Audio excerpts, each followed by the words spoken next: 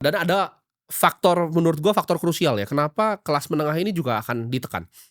Karena gini, backbone dari kelas menengah itu bukan cuman sekedar kaum pekerja, tapi kaum pengusaha kecil ya. Zaman dulu kalau kalian lihat yang bikin-bikin toko ya kan, kita lihat di ITC, di mana pun orang-orang punya toko ini banyak yang bisa akhirnya jadi kelas menengah. Mereka orang tuanya berdagang, rajin dagang selama 30 tahun, punya customer base yang loyal, mereka misalnya jualan toko elektronik, bisa sekolahin anaknya di tempat yang oke, mereka bisa punya rumah sederhana, mereka bisa punya mobil. Tapi dengan adanya platform digital, ini akan semua jadi sulit ya, ini akan jadi kita sebutnya zero to one, nol ke satu ya.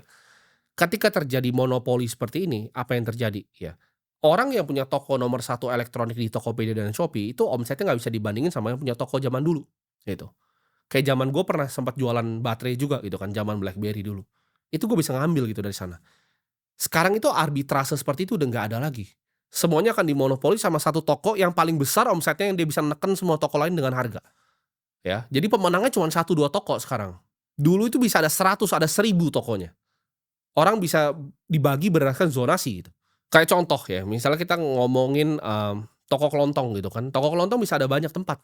Sekarang misalnya ada pemain besar gitu, kayak Mister DIY gitu, masuk dia kan, punya funding dari luar negeri, punya funding dari bursa juga, dia punya capital yang besar, dia jual semua barang, dia impor gede-gede bulk dari Cina, dijual murah.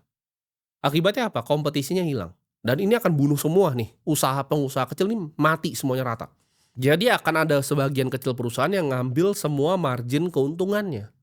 Ya, yang pengusaha kecil ini gimana? Mati, ya. Mereka mati, mereka terpaksa ngapain? Harus makan dong, mereka akan kerja lagi di sistem yang tadi ya, treadmill kredensial lagi segala macam.